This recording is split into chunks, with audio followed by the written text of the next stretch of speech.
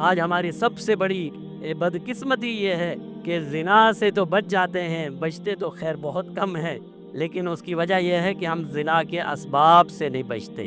زنا کا پہلا سبب آنکھوں کا غلط استعمال ہے۔ زنا کا پہلا سبب ناجائز اور غیر محرم عورت کی طرف نگاہ کرنا اور اس کا حسن دیکھنا ہے۔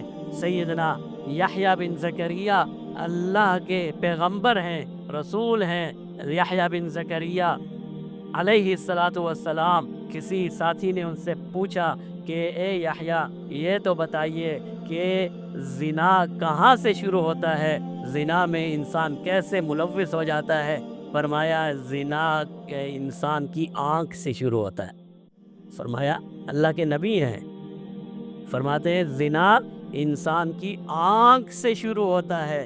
جس نے اپنے آنکھ کی حفاظت نہیں کی، اسی لیے اللہ نے فرمایا قُل لِّلْمُؤْمِنِينَ يَغُضُّوا مِنْ أَبْصَارِهِمْ، اے پیارے محبوب مومن مردوں سے کہہ دو اپنی آنکھوں کو نیچا رکھیں، اپنی آنکھوں کو نیچا رکھیں۔ اگر آج میں اپنی آنکھوں کے غلط آج تو ہم بہت بے باک ہو گئے، ہم تو بہت بے باک ہو گئے، ہم تو گفتگو ایسے اجنبیوں سے کرتے ہیں جیسے ہماری گھر والی ہے، نعوذ باللہ۔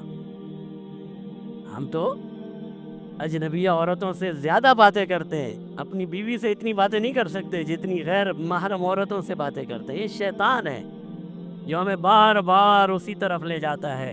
شیطان سیدنا موسیٰ علیہ السلام کے پاس ایک مرتبہ شیطان آیا، اور جو بھی واقعہ تھا یہ بنی اسرائیل کی روایات ہوتی ہیں، مانے بھی تو صحیح، نہ مانے بھی تو کوئی حرج نہیں ہے۔ تو بنی اسرائیل کی روایت میں ہے شیطان کی حضرت موسیٰ سے ملاقات ہوئی، اور حضرت جاتے ہوئے حضرت موسیٰ کو نصیحت کر رہا ہے، کہتے ہیں موسیٰ میں تجھے ایک نصیحت کرنا چاہتا ہوں، موسیٰ میں تجھے ایک نصیحت کرنا، شیطان کہہ رہا ہے، شیطان کہہ رہا ہے موسیٰ میں تجھے نصیحت کرنا چاہتا ہوں۔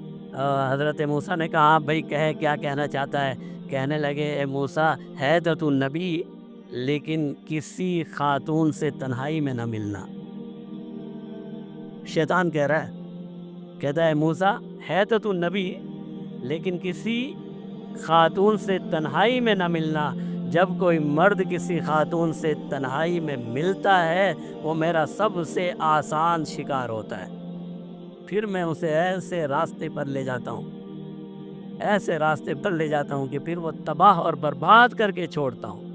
تو اسی لیے خواتین سے آج ہماری بے باکی بہت بڑھ گئی ہے، حالانکہ حیا ایمان کا حصہ ہے۔ جناب نبی کریم صلی اللہ علیہ وسلم نے فرمایا وَالْحَيَاءُ شُعْبَةٌ مِّنَ الْإِيمَانِ، حیا کرنا یہ ایمان کا ایک بہت بڑا حصہ ہے۔ لیکن آج ہم اپنے آپ کو پتہ نہیں، ایک بات تو یہ ہے، معاف کیجیے گا آج کا موضوع تھوڑا ایسا ہے، اپنے نوجوانوں کے لیے کہتا ہوں، ایک بات تو یہ ہے کہ ہم مردوں کو یہ بڑی بری لت لگی ہوئی ہے کہ بھئی ہم خواہشات کو بڑھائیں، خواہشات کو بڑھائیں۔ اللہ کے نبی ہمیں بتاتے ہیں خواہشات کو کم کرو۔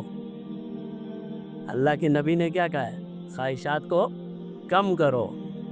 خواہشات جتنی بڑھیں گی گناہ اتنا ہی بڑھے گا، خواہشات جتنی کم ہوں گی گناہ اتنے ہی کم ہوں گے۔ جناب نبی کریم صلی اللہ علیہ وسلم نے نوجوانوں کو مشورہ دیتے ہوئے ارشاد فرمایا نوجوانوں اگر تمہارے اندر خواہشات پیدا ہوتی ہیں تو پھر بہتر یہ ہے کہ تم نکاح کر لو، بہتر یہ ہے کہ تم نکاح کر لو، اور اگر تم میں سے کوئی نکاح نہیں کر سکتا فَلْيَصُمْ، پھر اسے چاہیے کثرت سے روزے رکھے۔